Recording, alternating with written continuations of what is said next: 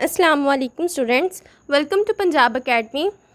आज का हमारा लेक्चर नंबर स्टैटिस्टिकल मैकेनिक्स के कोर्स का लेक्चर नंबर 13 है और इसका नेम है entropy of a system in canonical ensemble. Canonical ensemble में किसी सिस्टम की हम एंट्रोपी चेक करेंगे और वो सिस्टम जो है वो परफेक्ट गैस पे कंसिस्ट करता होगा, थर्मोडायनामिक सिस्टम होगा और उसमें हम लोग परफेक्ट गैस को डील करेंगे।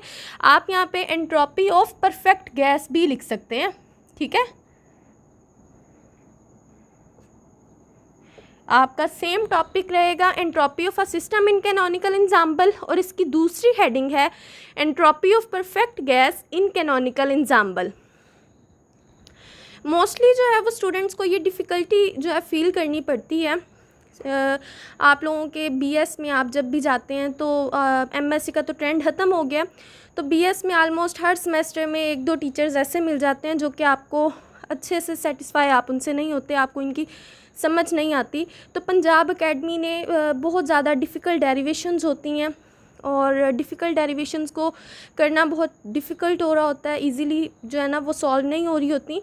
तो पंजाब एकेडमी ने इसी चीज़ को हिट किया और सारी डेरिवेशंस वाले टॉपिक आपको कराए जाएंगे।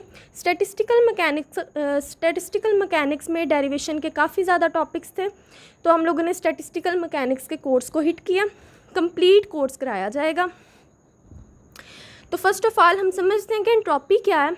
तो एंट्रोपी है randomness of a system. Entropy की simple definition heat and thermodynamics में भी आप पढ़ चुके हैं। तो entropy is the randomness of a system.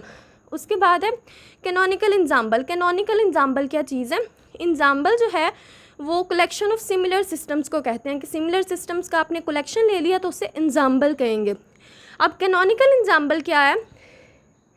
ऐसी एंजाम्बल, the ensemble in which n, v and e are constant is called the canonical ensemble.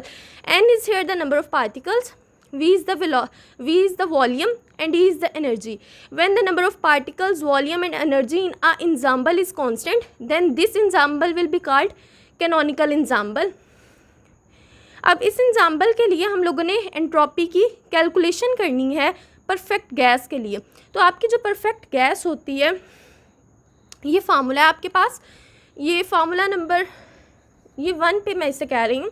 तो ये F is equal to minus T log of Z। ये आपके पास F जो है ये Helmholtz free energy है, T आपके पास टेम्परेचर है, Z आपके पास पार्टीशन फंक्शन है। सो ये फार्मूला जो है हम लोग लेक्चर नंबर 11 जो कि मैंने आपको कैनोनिकल एंजाम्बल पर लेक्चर करवाया था, उसमें ये फार्मूला हम लोग डिराइव कर चुके हैं। अभी अगर आपको ये टॉपिक आता है देन आप लोगों ने ये फार्मूला डिराइव नहीं करना, डायरेक्टली इस फार्मूला को यूज़ करना है।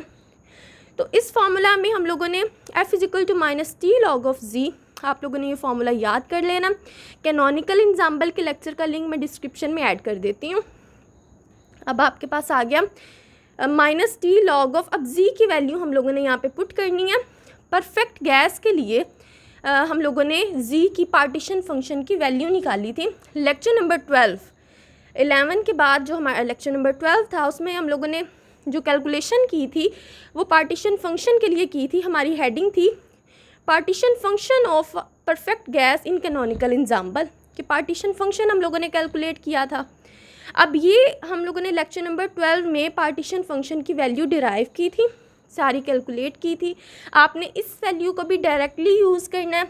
ये डायरेक्ट वैल्यूज़ इसलिए यूज़ कराई जा रही हैं बिकॉज आपको मैं किटल की बुक से करा रही हूँ और ये जो किटल की बुक है उसमें ये टॉपिक समटाइम्स आपको लॉन्ग क्वेश्चन में आता है।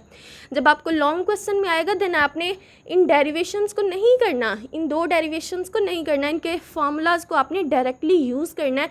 इसीलिए आपको ये दो फार्मूलाज़ डायरेक्टली याद होने चाहिए, एक हेल्महोल्ट्ज़ फ्री एनर्जी का और एक पार्टीशन फंक्शन का। ये आपने दोनों याद करके रखने हैं।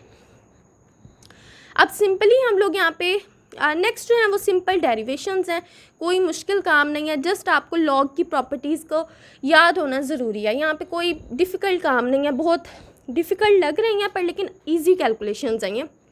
अब यहाँ पे F is equal to minus T log of, यहाँ पे आपने इन दोनों के लॉग को सेपरेट कर लिया।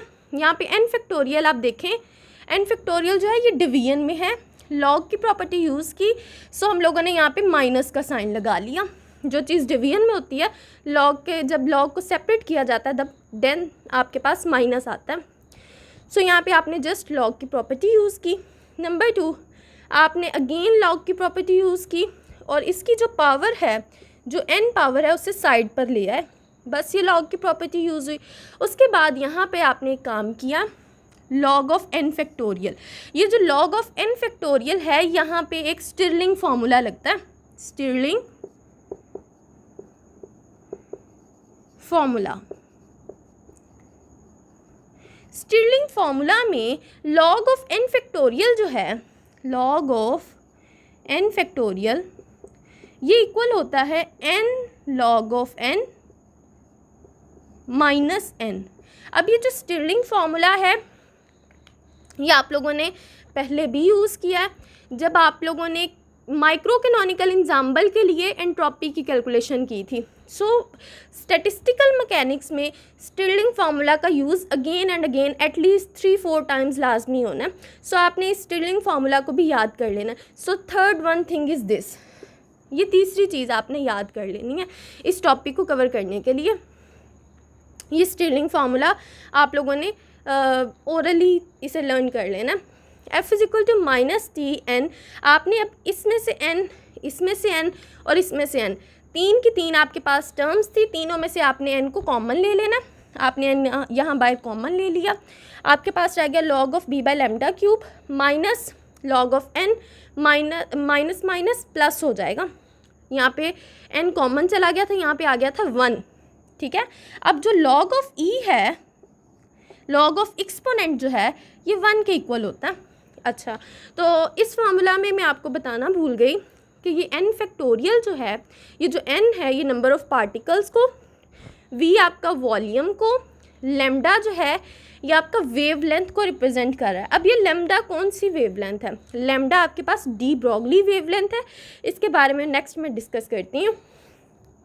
तो ये सारा फार्मूला हम लोगों ने कैलकुलेट किया था अपने लास्ट लेक्चर में।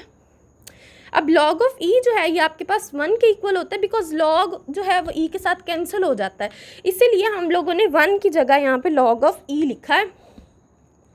अब आपने यहाँ पे अगेन लॉग की ही प्रॉपर्टी यूज़ करनी है।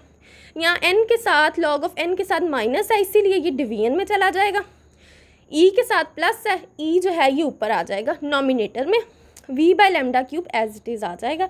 सो यहाँ पे आपने अगेन लॉग की ही प्रॉपर्टी यूज़ की है। अब आपके पास कैलकुलेशन जो है वो एंट्रोपी के लिए है, हेल्महोल्ट्ज़ फ्री एनर्जी के लिए नहीं है।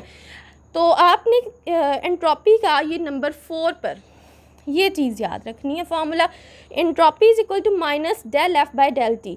ये फार्मूला भी हम लोगों ने अपने कैनोनिकल एग्जाम्पल वाले लेक्चर में ही डिस्कस किया था, इसे डिराइव किया था। तो इस फार्मूला को भी आपने अगेन याद कर लेना कि entropy is equal to minus del F by del T. T आपके पास टेम्परेचर है, एफ आपके पास हेल्महोल्ट्ज़ फ्री एनर्जी है, और गैमा सिग्मा आपके पास जो है ये एंट्रोपी है। स्टैटिस्टिकल मैकेनिक्स में एंट्रोपी को सिग्मा से डिनोट करते हैं। तो अभी आप लोगों ने यहाँ पे lecture number 11 and lecture number 12 इन दोनों का यूज़ हो रहा है, इन दोनों के फार्मूलाज यहाँ पे यूज़ हो रहे हैं जो कि आपने डायरेक्टली यूज़ करने हैं। तो इन दोनों लेक्चर्स का मैं लिंक डिस्क्रिप्शन में ऐड कर देती हूँ। Is equal to n log of, अब आप जब डेरिवेटिव लेंगे तो अब आप देखें ये जो n है ये कांस्टेंट टर्म है, बिकॉज आप जब कैनोनिकल एग्जाम्पल के लिए कैलकुलेशंस करते हैं तो मैं आपको बता चुकी हूँ कि कैनोनिकल एग्जाम्पल में n, v and e constant होते हैं। सो यहाँ पे n एक कांस्टेंट टर्म है, v भी कांस्टेंट टर्म है, n भी कांस्टेंट टर्म है, e जो है ये आपके पास एक्सपोनेंट है, ये भी कांस्टेंट है। आपके पास जस्ट 2 थिंग्स हैं, एक ये t है और एक ये लैम्डा है। अब ये जो लैम्डा है जिसे हम लोग डी ब्रॉगली वेवलेंथ कहते हैं, लैम्डा जो है ये है डी ब्रॉगली वेवलेंथ। अब ये जो डी ब्रॉगली वेवलेंथ है इसकी वैल्यू नेक्स्ट हम लोगों ने यहाँ पे ये यूज़ की है। डी ब्रॉगली वेवलेंथ लेमडा जो है इसकी वैल्यू होती है h/√2π_mt, ठीक है। सो ये जो वैल्यू है आप लोगों ने मॉडर्न फिज़िक्स में भी और क्वांटम मैकेनिक्स में भी, इन दोनों कोर्सेज़ में आप ये वैल्यू याद कर चुके हैं, पहले से इसे यूज़ कर चुके हैं, और अपने पिछले लेक्चर्स में मैं आपको ये वैल्यू डिराइव भी करा चुकी हूँ। सो लेमडा जो है ये टी, लेमडा जो है ये टी का फंक्शन है, lambda is the function of T. देखें लेमडा में लेमडा टी पर डिपेंड कर रहा है। सो इसीलिए आपके पास इस इक्वेशन में ये टी है और ये लेमडा है, ये दोनों, ये टी तो डायरेक्टली जो है वो टी है, और ये जो लेमडा है ये भी टी का फंक्शन है। सो इसीलिए आपका जो डेरिवेटिव है आपका टी, आपने फर्स्ट ऑफ ऑल आपने टी का डेरिवेटिव लिया जो कि आ गया 1, ठीक है, एंड सेकंड पे आपने ये टर्म एज इट इज़ लिख ली, प्लस का साइन लगाया, फिर आपने N T as it is लिख लिया और इस टर्म का डेरिवेटिव ले लिया, इस टर्म का आपने डेरिवेटिव ले लिया। जस्ट आपने, जब आपके पास दो वेरिएबल्स हों जो कि डिपेंड कर रहे हों टी, यहाँ पे आपके दो वेरिएबल्स टी पर डिपेंड कर रहे हैं, देन इसीलिए आप लोगों ने यहाँ पे पार्शियल डेरिवेटिव लिया है, ठीक है। तो आपने partial derivative first as it is, first का derivative second as it is, plus second first as it is second का डेरिवेटिव, आपने ये फार्मूला यूज़ किया। इस फार्मूला को यूज़ करने के बाद अब आप देखें n log of V E lambda cube by N as it is आ गया, प्लस एन टी। अब आप देखें आपको जस्ट लेमडा क्यूब के साथ आपने डील करना है क्योंकि लेमडा क्यूब टी पे डिपेंड कर रहा है। सो इसीलिए आपने यहाँ पे लॉग की अगेन प्रॉपर्टी यूज़ की और लेमडा क्यूब जो कि डिवीजन में है इसे सेपरेट करके लिखा, तो वो आपके पास आ गया minus log of lambda cube, ठीक है। वी ई बाई एन ऐसे आ जाएगा, minus log of lambda cube, यहाँ पे लॉग की प्रॉपर्टी यूज़ करने की वजह से आ गया।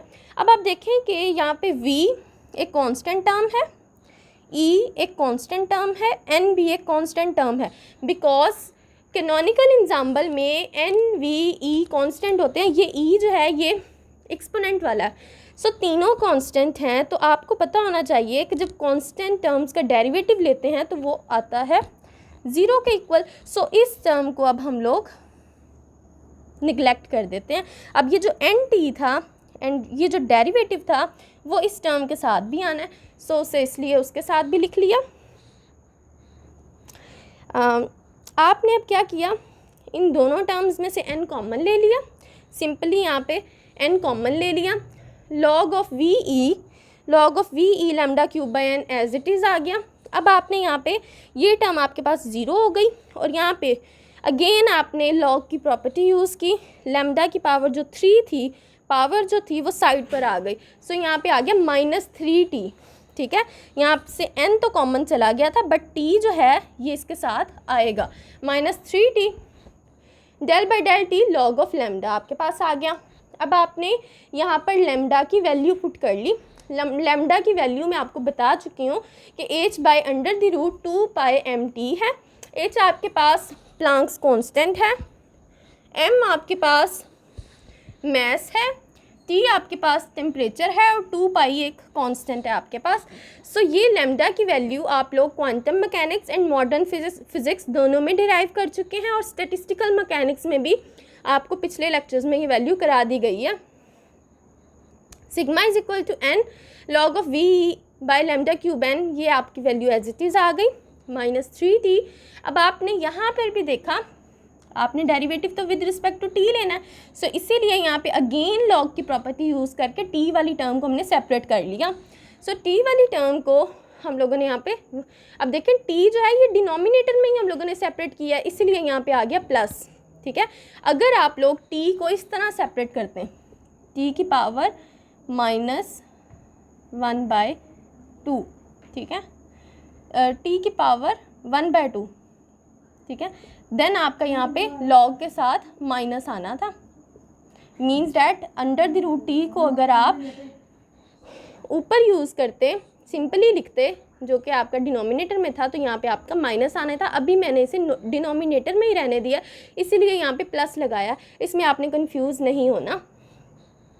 अब आपके पास आ गया ये टर्म एज इट इज़ आ गई, -3t del by del T. अब आप देखें यहाँ पे h जो है ये एक कांस्टेंट है, 2 पाई और m ये सारा भी कांस्टेंट है, 2 पाई m एक कांस्टेंट है, मैस कांस्टेंट 2 पाई भी कांस्टेंट। अब अगेन कांस्टेंट टर्म का डेरिवेटिव, इसमें t कहीं पे भी नहीं है, ठीक है, इसका derivative with respect to t क्या हो जाएगा, 0। सो अगेन इस टर्म को हम लोग 0 करके ख़त्म कर रहे हैं।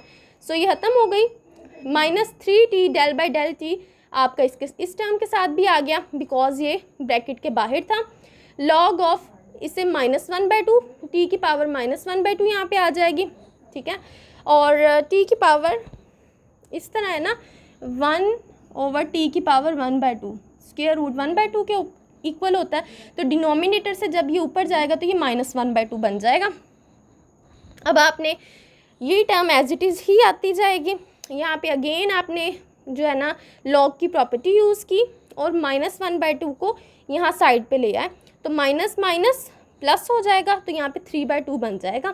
T del by del T log of T आपके पास आ गया।